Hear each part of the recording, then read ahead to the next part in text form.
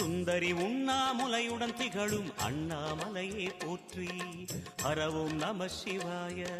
சம்புவும் நம சிவாயம், சத்குரு நம சிவாயம், அம்பிகை நம சிவாயம், ஆகமம் நம சிவாயம். நம சிவாய நம சிவாய ஓம் நம சிவாய. நம சிவாய நம சிவாய ஓம் நம சிவாய.